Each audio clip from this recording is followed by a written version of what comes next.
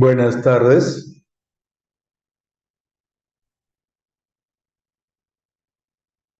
Buenas tardes, doctor. Estamos compartiendo la pantalla, ¿están viendo las imágenes? Sí, doctor, sí se Sí, ve. doctor. Gracias, gracias. Muy bien, chicos, ahora vamos a conversar sobre el tema de salud ocupacional. Bueno, este sector de los trabajadores, o sea, la población económicamente activa, es muy importante, ¿no? Son los que logran, digamos, los recursos financieros en el país y por lo tanto se le debe dedicar mucha atención y una parte de esa atención es lo que corresponde a la salud ocupacional. Bueno, estamos viendo acá una imagen en la cual tenemos a una persona que está siendo, digamos, afectada por las llamas, ¿no? Es una quemadura por fuego. Entonces te preguntamos, ¿cómo es que esta persona está en esas condiciones? ¿Cuáles van a ser las consecuencias? Y observamos pues que hay un elemento que tiene intrínsecamente en sí la capacidad de hacer daño a las personas, a las cosas, al medio ambiente, como es el fuego, ¿no? Como son las llamas. Pero ¿por qué esta persona está en esas condiciones? ¿Qué puede haber ocurrido?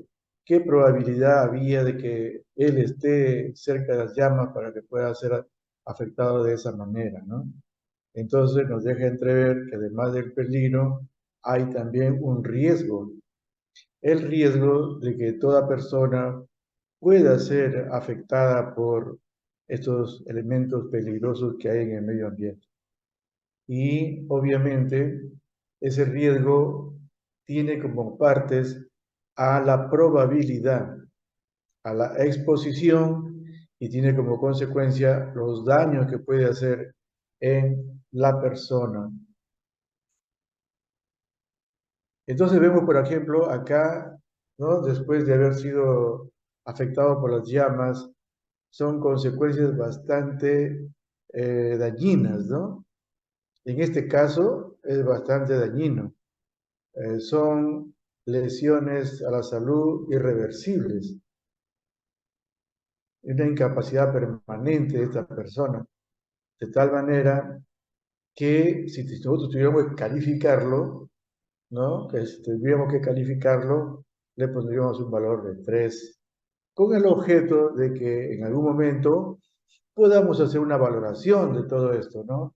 Una valoración del riesgo y que podamos tener cómo prevenir este tipo de acontecimientos. Muy bien, uniéndose.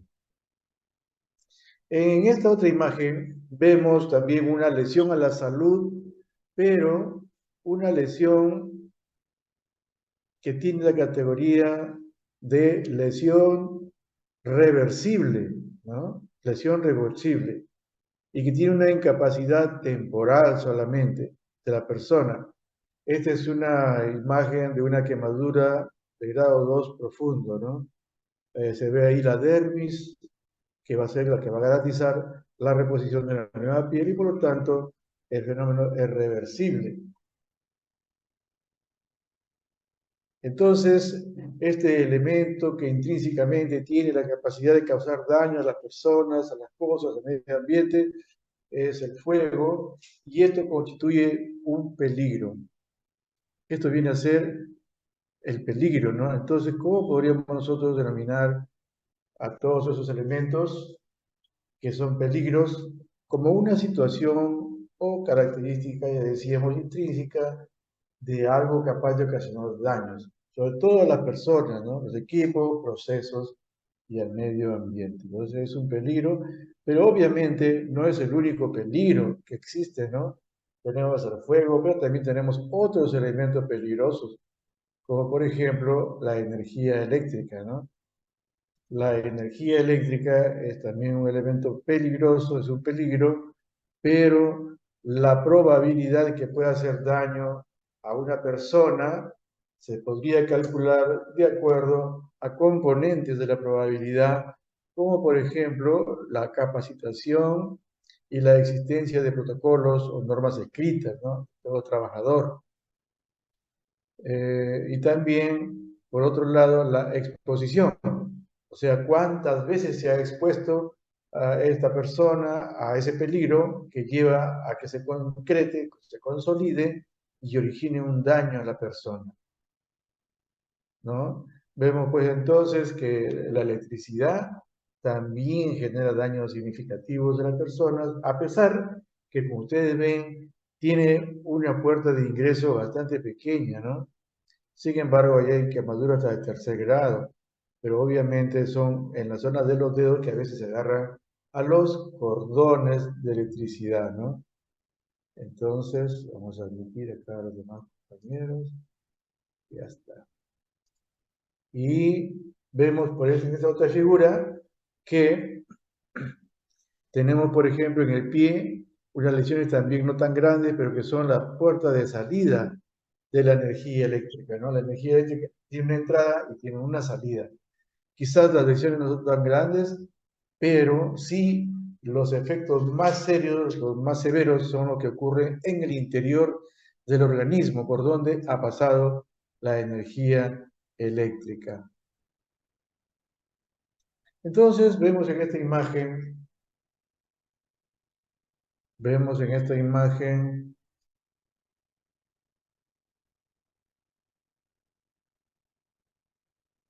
que también acá hay un elemento peligroso que es el fuego, ¿no? Tenemos acá el fuego, y ya sabemos que es un peligro, pero también el fuego emana humo, que también es otro peligro, y vemos a dos personas que son de la policía queriendo controlar ese peligro, ¿no? Pero podemos observar en esta imagen que de repente no es la mejor manera de ellos tratar de participar en el control, ¿no? No están preparados, ¿no? Es decir, probablemente no están capacitados en eso, en esa labor de control de elementos peligrosos como fuego, no están capacitados y eso ya es una desventaja y por lo tanto eso contribuye a que haya una mayor probabilidad de que puedan ser alcanzados y dañados por ese peligro.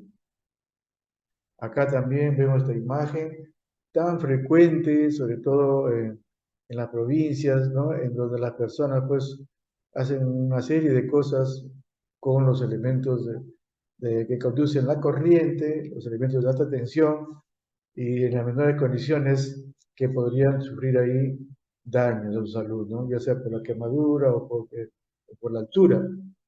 Entonces, eso también es una actividad de riesgo, ¿no? Ahí hay un riesgo alto. Entonces, ¿qué es un riesgo?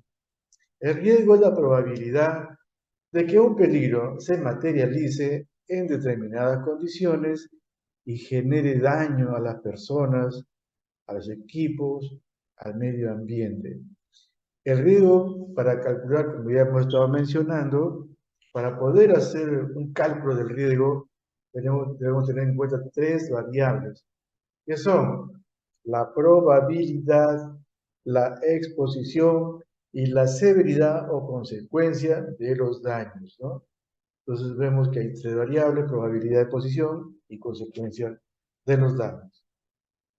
Entonces, cuando este riesgo ocurre ya en un trabajo, obviamente, la probabilidad de que la exposición a un factor o proceso peligroso en el trabajo cause enfermedad o lesión. Ese es el riesgo laboral.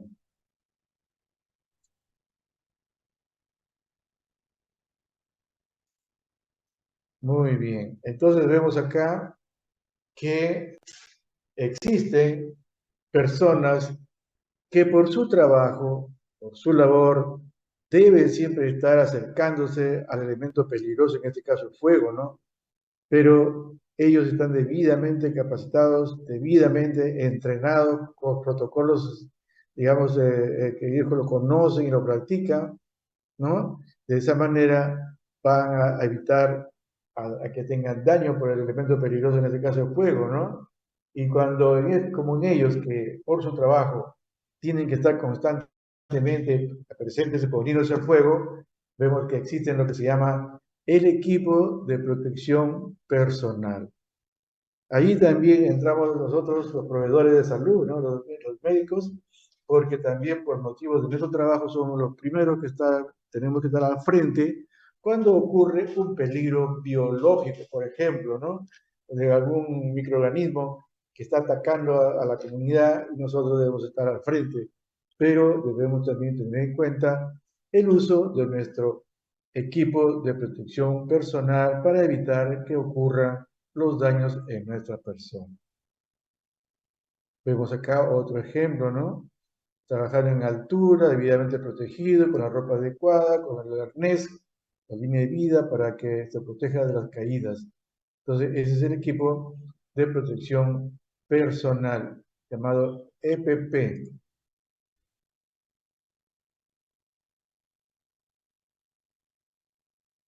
Muy bien, acá también vemos otra imagen en donde ellos por su labor son electricistas, están trabajando en este elemento peligroso, pero por lo tanto tienen que usar su equipo de protección personal.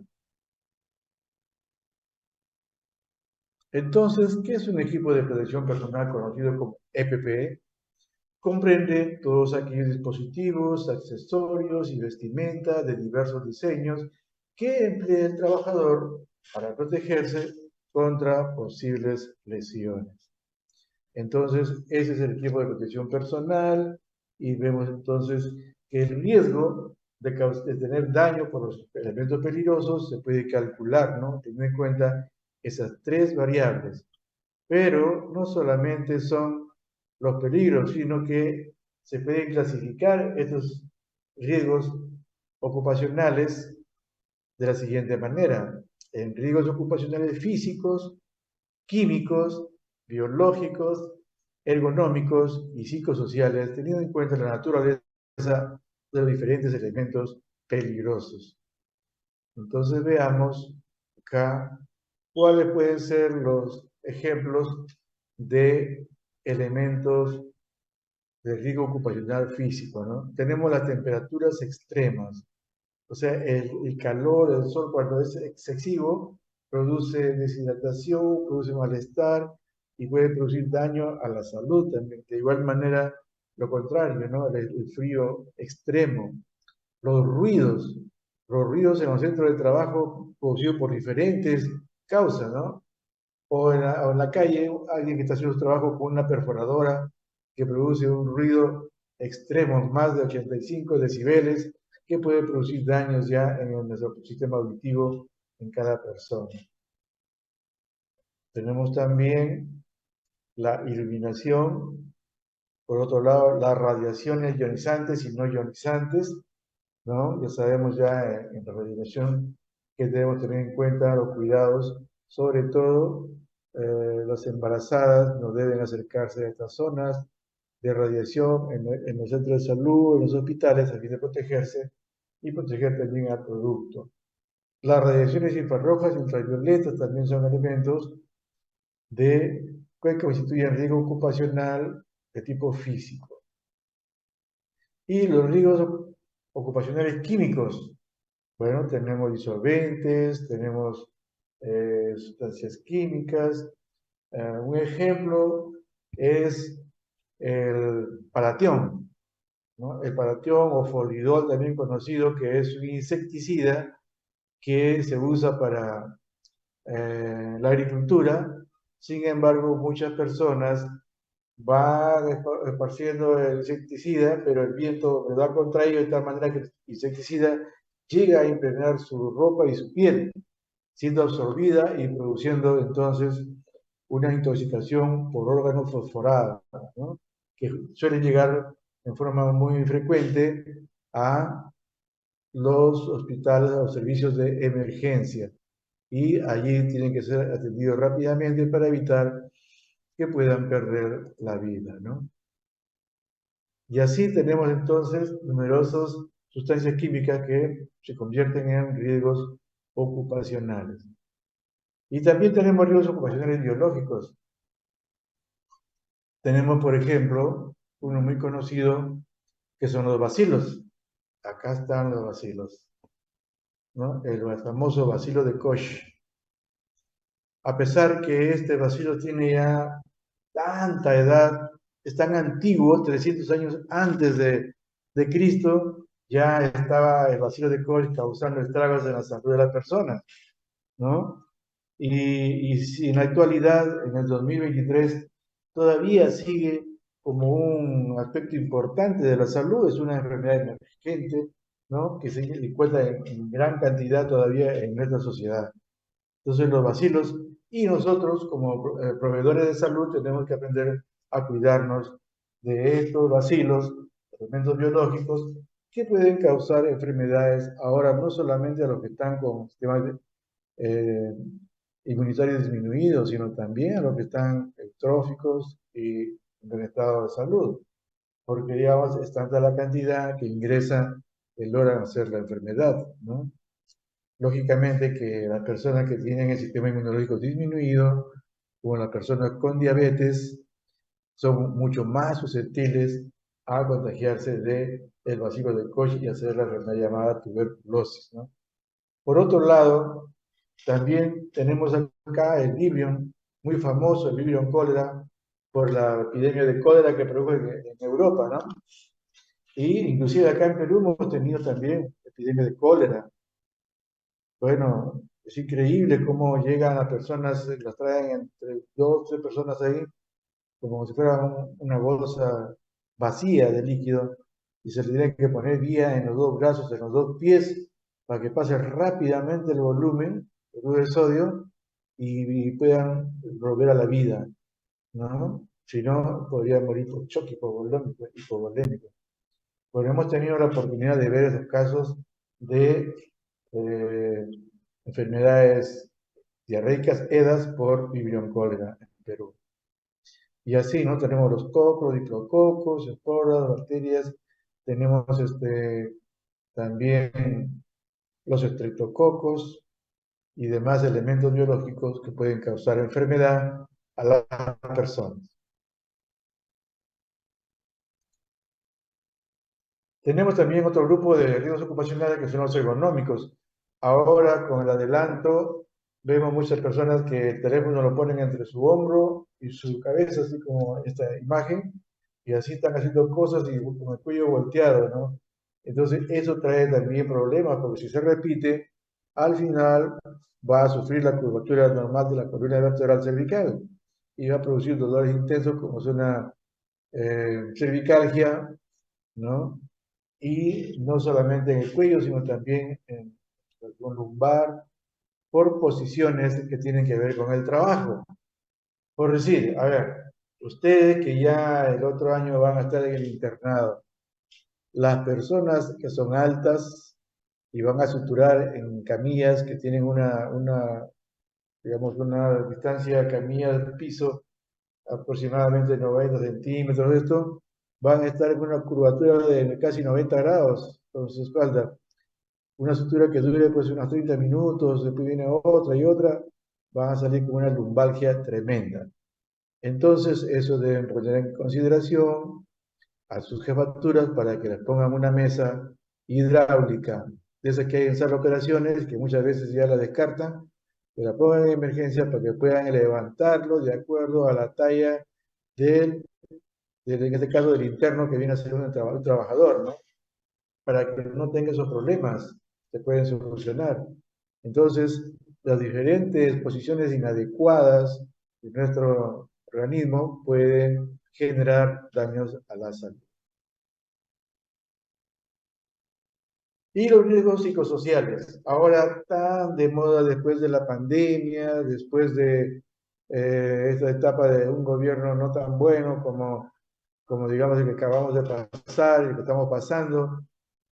Bueno, ahora hay disminución de puestos de empleo, ¿no? Es increíble cómo cada vez que conversamos con alguien, habla de que ha cerrado su negocio, de que no hay trabajo, no hay inversiones y por lo tanto eso genera estrés en las diferentes personas, en las amas de casa, en los padres de familia, en todas las personas nos genera un estrés ya sea porque no tenemos trabajo o ya sea porque no hay los recursos necesarios para pagar al personal, es decir, muchas personas, muchas causas de estrés.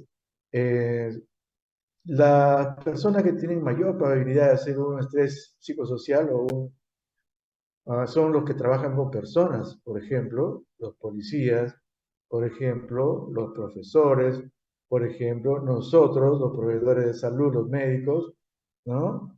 Entonces, podemos terminar teniendo un riesgo psicosocial en nuestro medio laboral. Y que se debe más que nada a la sobrecarga de trabajo muchas veces, ¿no? Al no entendimiento de las personas, el desconocimiento, la falta de conocimiento de las personas, ¿no? Todos llegan a emergencia queriendo atenderse. Alguien con un muñero que tiene una semana llega y quiere que lo atiendan y pide que lo atiendan cuando eso no es una emergencia. Eso es una urgencia y bueno, en todo caso hay centros de salud para eso, ¿no? Una emergencia es toda aquella situación que produce un riesgo para la vida de la persona. Y eso es lo que tiene que tenerse en emergencia. Sin embargo, muchas personas están ahí y ahí vienen ya los insultos, vienen una serie de cosas que generan situaciones de estrés, ¿no? Un factor de riesgo psicosocial para la población trabajadora en salud, ¿no? Entonces vemos también que hay un grupo de eh, riesgos psicosociales en nuestra área de trabajo. Y entonces, habiendo tantos riesgos para todos los grupos humanos, ¿cómo se calcula el riesgo? Y esto es la labor de los médicos ocupacionales, ¿no? Un médico ocupacional en un centro de trabajo, un lugar de trabajo, es el que se encarga de ver dónde hay riesgos ocupacionales y calcular eh, el tamaño de ese riesgo, ¿no? Para poder preverlo y evitar enfermedades o evitar accidentes en los trabajadores, ¿no? Entonces, el cálculo del riesgo está de acuerdo a la normativa peruana, la función ministerial 050, ¿no? En donde se menciona que el riesgo asociado a un peligro se obtiene de la siguiente ecuación. Riesgo es igual a probabilidad más exposición multiplicado por la severidad de la consecuencia del daño, ¿no? Entonces, ¿cómo podemos calcular la probabilidad? ¿Cómo podemos calcular la probabilidad? Para calcular la probabilidad, se deben tener en cuenta dos variables. Uno, la capacitación. Dos, la existencia de procedimientos o protocolos establecidos, debidamente difundidos y socializados. Significa entonces que es más común que tenga un accidente un trabajador no capacitado que uno que está instruido. O es más fácil que ocurra un accidente cuando no existen protocolos o procedimientos que señalen las actividades que tienen que hacerse en forma escrita, ¿no? Cuando lo hay, perfecto, todo va bien. Cuando no lo hay, es mayor el riesgo, es mayor la probabilidad de tener un daño. Entonces, vemos acá que se le puede asignar valores a la probabilidad. La probabilidad, con el índice de procedimientos existentes, si los hay, son satisfactorios y suficientes, se le da un valor de 1. Si los procedimientos existen parcialmente y no son satisfactorios, se le da un valor de 2. Y si no existen, simplemente no existen estos procedimientos, estos protocolos, tiene una calificación de 3. Y el índice de capacitación, de igual manera, se le puede asignar un valor. Por ejemplo, si el personal está entrenado, conoce el peligro y lo previene, le damos una calificación de 1. Si el personal está parcialmente entrenado, conoce el peligro pero no toma acciones de control, se le da una calificación de 2. Si el personal no entrenado no conoce el peligro y no toma ninguna acción de control, se le da una calificación de 3. Entonces, ¿cómo se calcula la exposición? Vamos a ver aquí cómo calculamos la exposición después de admitir a estos alumnos. Ya está. Ok. Entonces, la exposición se calcula teniendo en cuenta dos variables. Primero, el número de personas expuestas. ¿Cuántas personas están expuestas a ese factor de riesgo? Y dos, la frecuencia de exposición, es decir, las veces que se van a exponer. Entonces, refiriéndonos al índice de personas expuestas, se le da una calificación de 1 cuando son de 1 a 3 personas. Si son de 4 a 12 personas, calificación de 2. Y si son más de 12 personas, calificación de 3 en cuanto a las personas expuestas. Y en lo que se refiere a la frecuencia de exposición, si la exposición se produce una vez al año se considera que es una exposición esporádica y se le da una calificación de 1. Si la exposición se produce al menos una vez al mes, entonces es una exposición eventual y se le da una calificación de 2. Si la exposición se produce al menos una vez al día, se produce una vez al día, es decir, de forma diaria, ya la exposición es permanente y tiene una calificación de 3, ¿no? Entonces, así como le asignamos valores numéricos a estos variables que conforman la exposición. Y entonces, para calcular la severidad o consecuencia del daño, se tiene en cuenta lo siguiente. Si la lesión no produce incapacidad y solamente origina molestias e incomodidad, se denomina ligeramente dañino y tiene una calificación de 1. Pero tiene una calificación de 2 cuando es dañino y la lesión tiene una incapacidad temporal. Como por ejemplo lo que habíamos visto nosotros, ¿no? en la quemadura de segundo grado profundo. Obviamente que la incapacidad va a ser temporal porque el daño a la salud es reversible. Entonces, esto va a tener una denominación de dañino y una calificación de 2. Cuando la lesión tiene o produce una incapacidad permanente y el daño a la salud es irreversible, la consecuencia ha sido extremadamente dañina y la calificación es de 3.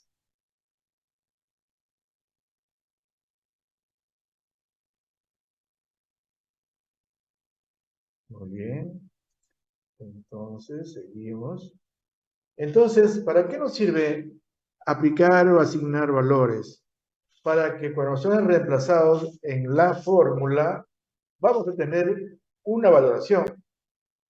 Una valoración riesgo es igual a 25 o 27, ¿no? O a 18, así. Y se va a interpretar de acuerdo a esta escala. Cuando el riesgo está en un valor entre 25 y 36, es un riesgo intolerable. Por lo tanto, no se debe comenzar, no se debe continuar el trabajo hasta que se desaparezca el riesgo. Inclusive, si no es posible eliminar el riesgo, se debe prohibir ese trabajo. Cuando el riesgo tiene valores de entre 18 o 17 y 24, igualmente no debe comenzarse el trabajo hasta que se haya reducido el riesgo. Puede que se necesiten muchos recursos económicos para controlar el riesgo, ¿no? Pero si se logra empleando muchos recursos, está bien, ¿no? Podría conseguirse seguir con el trabajo. Y cuando el valor está entre 9 y 16, se le denomina un riesgo moderado y sí, se deben hacer esfuerzos para reducir el riesgo determinando las inversiones precisas. Las medidas para reducir el riesgo deben implantarse en un periodo determinado, ¿no? Para poder disminuir el riesgo y poder seguir los trabajos. Y cuando el valor del riesgo está entre 5 y 8, es un riesgo tolerable. Efectivamente, en este riesgo tolerable no se necesita mejorar la acción preventiva. Sin embargo, se pueden considerar soluciones que sean más rentables o mejoras que no supongan una carga económica importante. Y cuando el riesgo es de 1 a 4, no se necesita adoptar ninguna acción. Entonces ven que de acuerdo a esta interpretación, los valores calculados de los riesgos ocupacionales pueden tener una interpretación y pueden generar acciones de control. Entonces vamos a hacer un ejemplo. Vamos a hacer un ejemplo teniendo en cuenta una empresa que tiene, digamos, un almacén, un reservorio de combustible, ¿no? Líquido inflamable, ¿no? Que lo utilizan para el grupo electrógeno cuando falla la energía eléctrica eh, y ellos prenden su grupo electrógeno. Entonces, miremos estos dos casos en esa empresa. En el caso número uno, existe un procedimiento escrito sobre cómo almacenar y manipular correctamente los tanques de combustible. Todo el personal ha recibido capacitación sobre el uso de extintores y manejo seguro de líquidos inflamables. ¿Cuánto le pondríamos ahí a esta probabilidad? 1 y 1, ¿no? En el caso 2, se consideró innecesario tener un procedimiento escrito para almacenar y manipular. Innecesario, ¿no? Correctamente combustible. El personal solo ha recibido capacitación sobre el uso de extintores. Entonces, aquí tenemos que no se consideraba necesario tener procedimiento escrito ni la capacitación. Entonces, tiene una calificación de 3, ¿no? De 3. Bien, entonces, dice, el combustible solo se usa en el caso número 1 cuando se va el fluido eléctrico, lo cual ocurre una vez al año. Es decir, una vez al año es eh, una vez al año, esporádico, ¿no? Esporádico. Acá también el combustible solo se usa cuando se va el fluido eléctrico una vez al año. En ambos son esporádicos. Y ahí su calificación es de 1, ¿no? Luego vemos cuántas personas están encargadas de esta tarea. Hay 4 personas. En ambos casos, es una calificación de 2, ¿no? En cuanto al número de personas expuestas. Y de producirse un incendio, los daños serían extremadamente dañinos en ambos casos. Entonces, la calificación ahí sería de 3, ¿no? Extremadamente dañinos. Ok, entonces, veamos, vamos a corroborar lo que hemos mencionado. Dice, cuando existe un procedimiento escrito como almacenar y manipular correctamente los tanques de combustible, el valor es 1, como decíamos, ¿no? En el caso 2, no se considera necesario, por lo tanto, la calificación es 3, ¿no? Muy bien. En el índice de procedimientos existentes. Ahora, en el índice vamos a ver acá, se está admitir. Ya. En el índice de capacitación, en el primer caso, todo el personal ha recibido capacitación sobre el uso de extintores y manejo seguro de líquidos inflamables. Por lo tanto, la calificación es 1. En el caso 2, el personal solo ha recibido capacitación sobre el uso de extintores, por lo tanto, el índice de capacitación es 3. Ahí hay la diferencia, ¿no? Muy bien. ¿Y cómo es el cálculo de la exposición? Tenemos que, tanto en el caso 1 como en el caso 2, solamente se pone una vez al año. Y habíamos dicho que al menos una vez al año es esporádico. Por lo tanto, su calificación es 1 y 1 para cada ejemplo.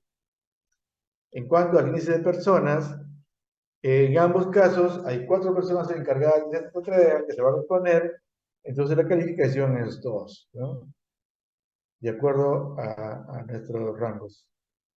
Y el cálculo de la severidad o consecuencia eh, son daños extremadamente graves, ¿no? O sea, extremadamente dañinos. Por lo tanto, en ambos casos la calificación es de 3. Y aquí ya podemos reemplazar los valores, ¿no? Repasando los valores asignados en la fórmula, obtenemos que en el caso 1, el riesgo es de un valor 15 y cae en el rango de moderado. En el caso 2, el riesgo es 27 y cae en el rango de intolerable. Por lo tanto, en este caso no se debe hacer ningún tipo de trabajo. Y en el moderado sí hacer esfuerzo para reducir el riesgo, determinando las inversiones que se precisan para superar este riesgo que se ha presentado. Entonces, una vez que tenemos este cálculo, el médico ocupacional va a elaborar esta matriz. Esta matriz hiper o sea, investigación de peligros y evaluación de riesgos, hiper.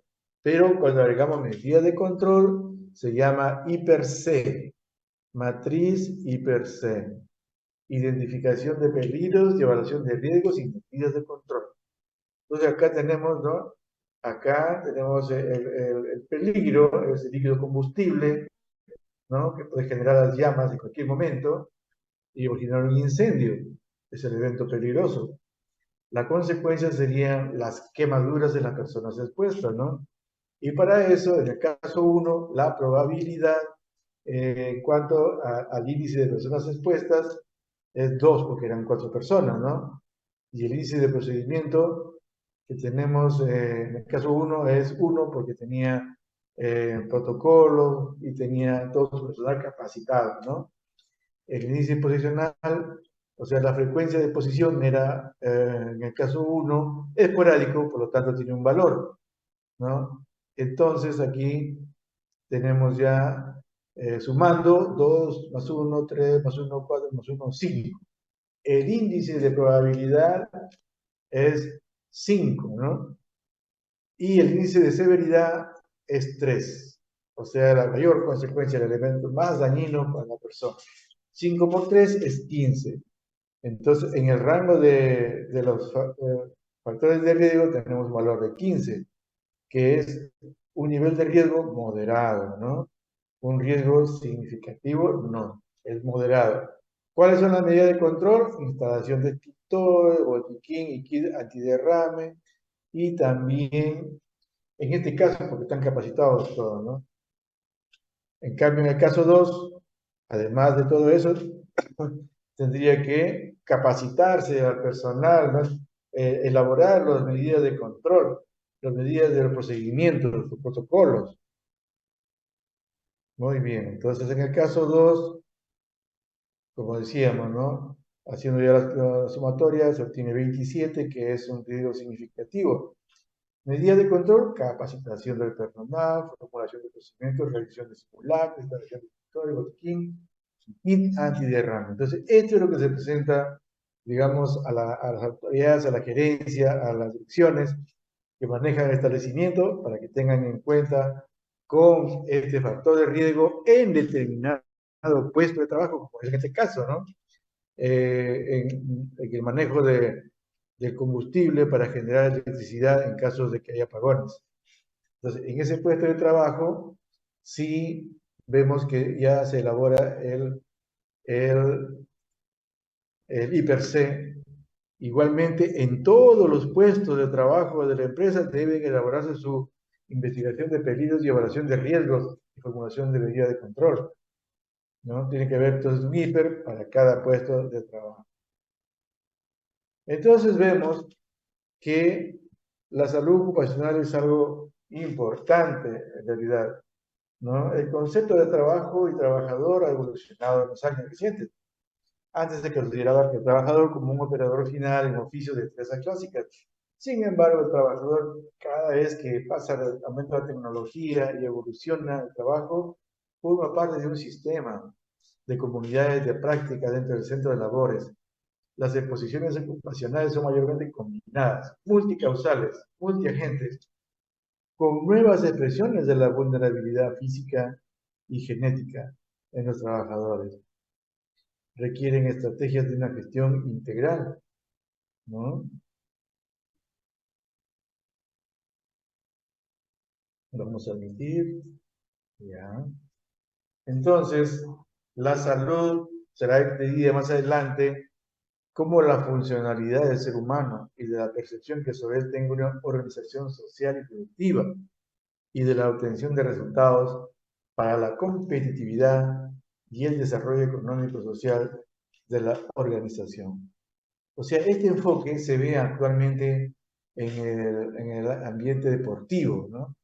Por ejemplo, los diferentes equipos que compiten ahora en las diferentes ligas a nivel de Europa, Estados Unidos y los demás países, practican esto, porque ahí ellos, digamos, escogen de un número de personas que se encuentran en buen estado de salud. Todos ellos se encuentran en buen estado de salud, ¿no? No tienen ninguna enfermedad, tienen una armonía física, mental y social, pero ¿qué le interesa a esos directivos de ese club, de ese grupo de personas?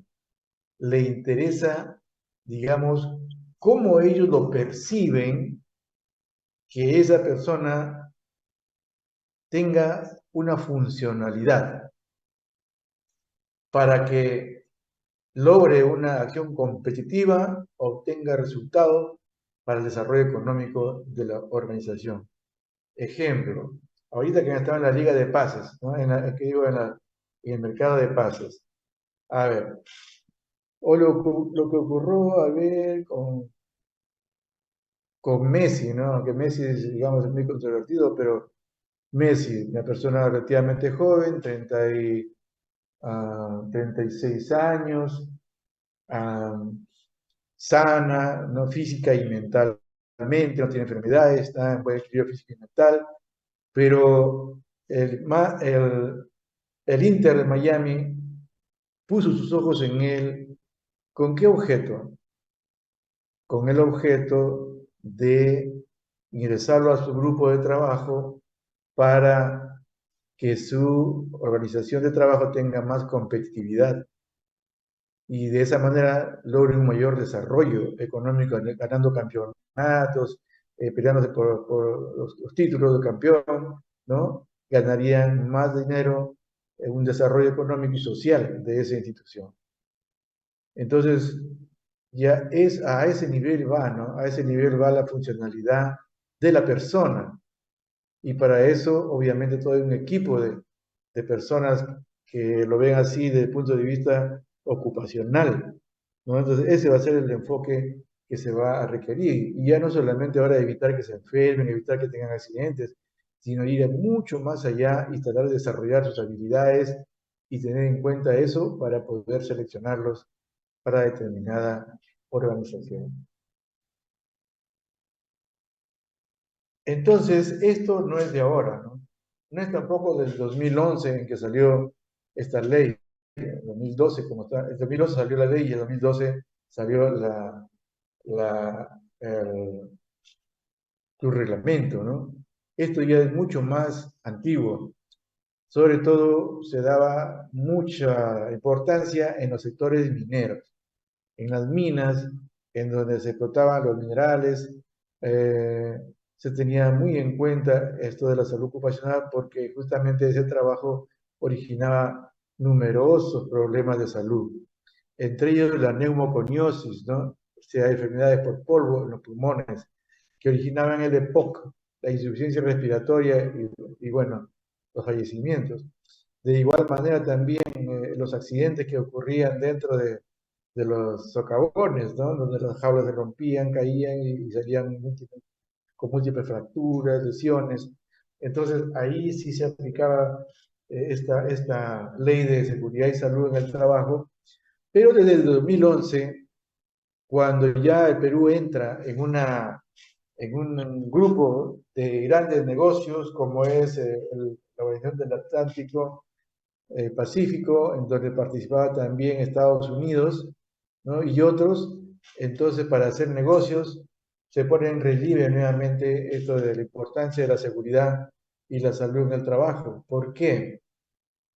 Porque Estados Unidos, para poder hacer un trato con una empresa peruana, por decir, ejemplo, ¿no? Leche, quería unos 5 millones de cajas de leche deslactosada en un año, y se hacían tratos comerciales, ¿no? Adelantos de pago, pagos, distribución, todo.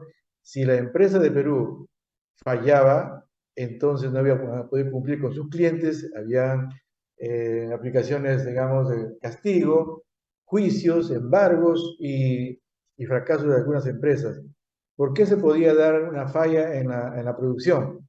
Porque justamente los elementos de trabajo, o sea, los colaboradores de la empresa, los trabajadores de la empresa, deben mantener un estado de salud permanente y adecuada para que la producción siga permanente y adecuada también y la competitividad de la empresa también se permanezca. Entonces es la importancia, ¿no? Es como que tener cuidado con el motor de la producción, que es la población económicamente activa. Por eso que se determinó esta ley en el 2011 nuevamente se tuvo, pero ya para todos, con el reglamento, la 005-2012, que salió también para reglamentar dicha ley. Entonces, ¿cuál es el objeto de esta ley? Básicamente, prevenir que los trabajadores no sufran ni accidentes, ni incidentes, ni enfermedades ocupacionales. ¿De quién es la responsabilidad? De los empleadores. Pero ¿quiénes participan para que esto vaya en buena forma? Es un triángulo con tres vértices. Primero, el Estado. El Estado es el que fiscaliza que haya un cumplimiento de esta ley por parte tanto del empleador como de los trabajadores. En otro lado está el empleador, que es el responsable de ejecutar esta ley, dándole todas las condiciones favorables para que los trabajadores no tengan ningún problema de salud en ese centro de trabajo. Y los trabajadores, por otro lado, con sus organizaciones que tengan ahí, sindicatos, etcétera, tienen que conformar el Comité de Seguridad y Salud en el Trabajo y vigilar que se cumplan y que también los trabajadores participen en los exámenes médicos ocupacionales, en los simulacros de emergencias, etcétera, ¿no? Entonces, es así como los tres componentes actúan para poder sacar adelante la salud de los trabajadores de acuerdo a esta ley. Entonces, es el ámbito de aplicación en todo centro de trabajo, tanto privado como del Estado, en las Fuerzas Armadas, en las municipalidades, en todo lugar. Toda persona debe estar de acuerdo a esto. Por ejemplo, hay ingenieros que tienen su empresa UIRL, o sea, empresa individual de responsabilidad limitada. Ellos además son una empresa, son gerentes, son todos, porque eres de profesional, experto en, por ejemplo, en sistemas. La fábrica de Bacos y Johnson necesita para su sistema, lo contrata y él tiene que tener su examen médico ocupacional que lo declare apto para poder entrar a una fábrica, ¿no? Y todo su certificado de actitud médico laboral para que pueda ingresar. Entonces ahí vemos la importancia de que todos estén sujetos a esto, pero en realidad falta un poco más de control para que toda la población pueda cumplir con esto, ¿no? ¿Quién controla? Es la SUNAFIL. Muy bien, entonces hemos visto que hay la ley, pero que la ley presenta un sistema de gestión de la seguridad y salud en el trabajo. Es todo un sistema, ¿no? Este sistema tiene muchos puntos a gestionar. Por ejemplo, uno de ellos es la política y objetivos en materia de seguridad y salud en el trabajo. La institución, por decir, a ver, una industria importante, textiles finos, Texfina, debe tener escrito y visible su política y objetivos en materia de seguridad. ¿Qué ofrecen ellos? Y tiene que estar escrito y visible. Luego, el reglamento interno de seguridad y salud en el trabajo para que todos los trabajadores lo conozcan y nadie pueda decir, no, no he conocido, no he sabido, no me han dicho, ¿no? La identificación de peligros, como decíamos, ¿no? Evaluación de riesgos y unidad de control, los CIPER de cada puesto de trabajo. Pero eso no queda ahí, sino que al final se elabora un mapa de riesgo. El mapa de riesgo significa un esquema, un diseño de la fábrica, y en los lugares de mayor peligro se pone ahí el hiper marcado, ¿no? La zona para ver qué riesgos hay en determinada zona. Ese es el mapa de riesgo. La planificación de la actividad preventiva, es decir, capacitaciones, elaboración de protocolos, ¿no? Y todo eso tiene que estar inmerso en un programa anual de seguridad y salud en el trabajo que tiene que elaborarse, distribuirse y socializarse. Pero también hay registros obligatorios del sistema de gestión de seguridad y salud en el trabajo. Ejemplo, los registros de accidentes de trabajo, los registros de enfermedades ocupacionales y los registros de incidentes peligrosos y otro tipo de incidentes. Es decir, si ocurre un accidente en el trabajo, tiene que investigarse. La comisión investigadora va y evalúa por qué pasó ese accidente, con el objeto de reconocer los elementos de riesgo y tratar de controlarlos, ¿no? Todo tiene que estar debidamente registrado, debidamente investigado y socializado con las autoridades y con los demás trabajadores. Igual, el registro de exámenes médicos ocupacionales. Es lo que más se ve ahora, ¿no? Los exámenes médicos ocupacionales que se les hace a todo trabajador. Tiene como objeto saber el estado de salud del trabajador en el momento que se hace el examen y cómo está en la empresa, ¿no? ¿Para qué sirve?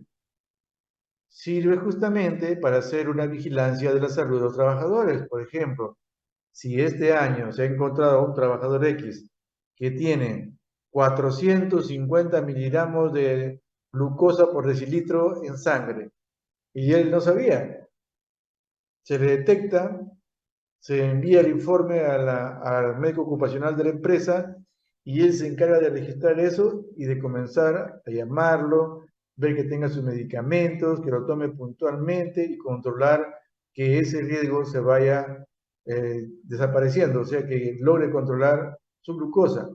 Al año siguiente, en el examen médico ocupacional del año siguiente, este trabajador debería estar con su glucosa en valores normales, ¿no? ¿Eso debido a qué? Debido a la vigilancia de la salud del trabajador que ha ejecutado el médico ocupacional de la empresa, ¿no? Eso es importante de estos exámenes médicos ocupacionales. También se hace registro del monitoreo de agentes físicos, químicos, biológicos, psicosociales y factores de riesgo y económicos. Ejemplo, por decir, en una fábrica donde se elaboran baterías de alta calidad, sabemos que en las baterías tiene mucho que ver el plomo y el plomo es volátil, ¿no? Entonces hay que estar midiendo en el ambiente donde están trabajando los trabajadores cuál es el nivel de plomo en el ambiente, ¿no? Y que esto no sobrepase los límites de seguridad. También, si esta empresa necesita un generador eléctrico para sus diferentes actividades, tiene su motor afuera.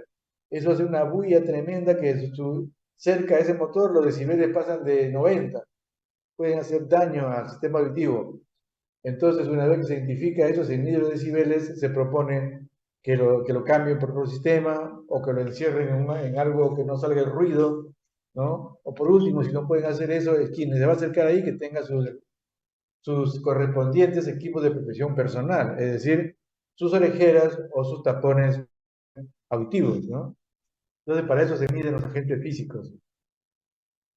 Registros de inspecciones internas, registros de estadísticas de seguridad y salud y registros de equipos de seguridad o emergencia.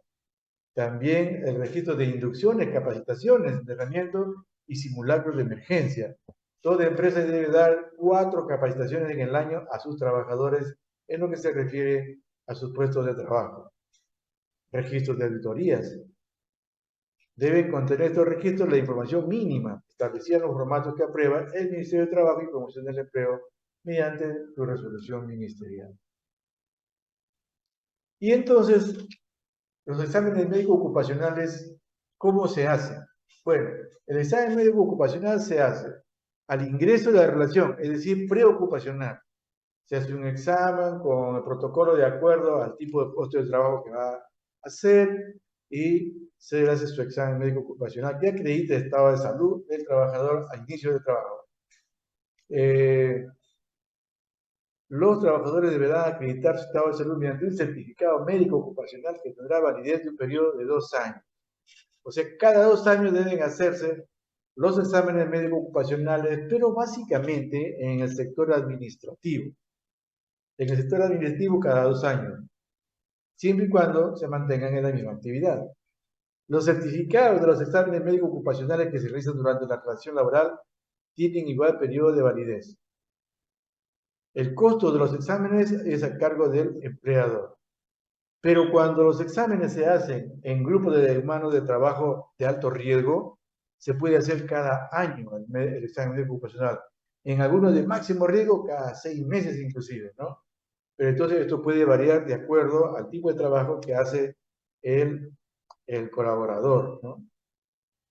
Entonces, los trabajadores o los empleadores de empresas podrán solicitar al término de la relación laboral la realización de un examen médico ocupacional que es de salida, o sea, y eso es muy importante para el empleador, porque se evita problemas de juicios, ¿no? Dado de que el trabajador sale y si no le han hecho su examen de salida, dice, no, yo tengo esta enfermedad, pues me enfermé ¿cómo lo prueba el trabajador que no es así? Con un certificado de examen médico ocupacional de salida, ¿no? Entonces hemos visto el preocupacional de salida, pero también tenemos el examen médico ocupacional periódico que se le hace, digamos, cada año o cada 2 años a los trabajadores, sobre los cuales se hace la vigilancia de la salud de los trabajadores. Debido a la norma, ¿no? La obligación del empleador de efectuar exámenes médicos ocupacionales de salida establecida por el artículo 49 de la Ley de Seguridad y Salud del Trabajo se genera al existir la solicitud escrita del trabajador. O sea, si el empleador no manda que le hagan su examen de salida, el trabajador lo puede pedir.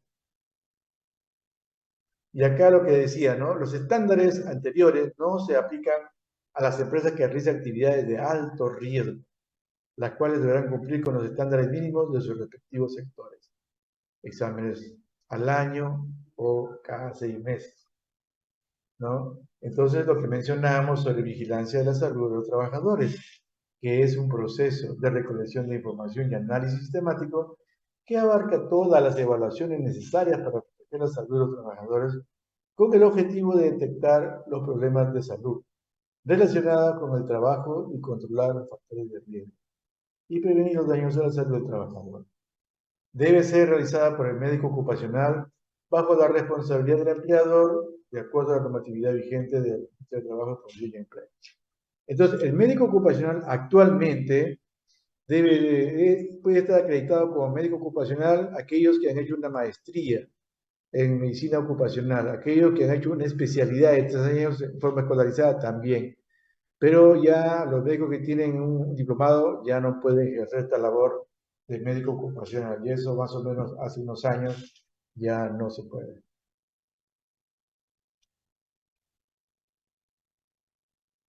Bueno, jóvenes, gracias por su atención. Si hubiera alguna pregunta, con gusto les podría responder.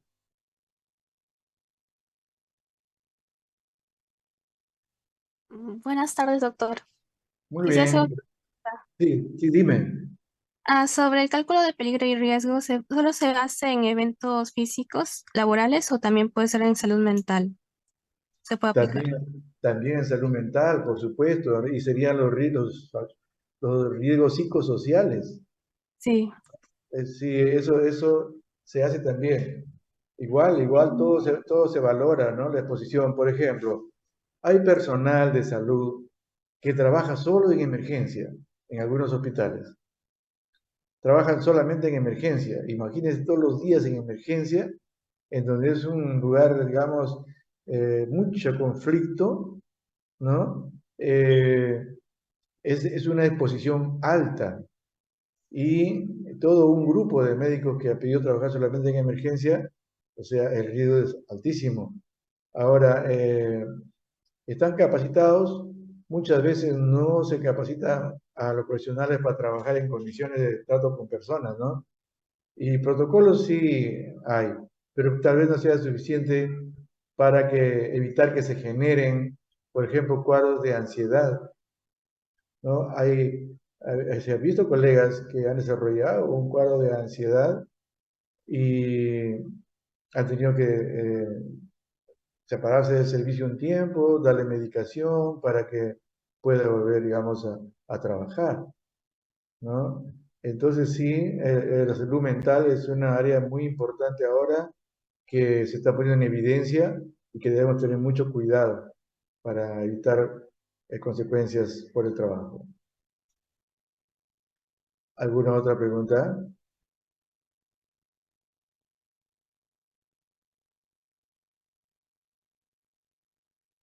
Si no hay más Mm, preguntas, Doctor, sí. doctor, que me podría proporcionar su número de teléfono para poder comunicarme con usted porque estoy interesada en hacer un tipo de investigación de ese tipo con respecto a riesgos psicosociales. Ya, claro. Mi teléfono es 952 ¿Ya? 671 330.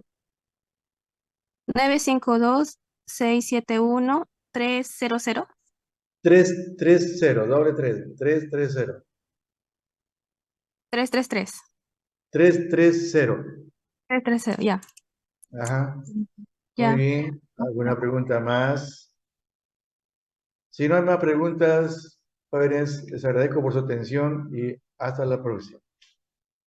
Gracias. Chao. Gracias, doctor. Buenas tardes. Gracias, doctor. Ajá.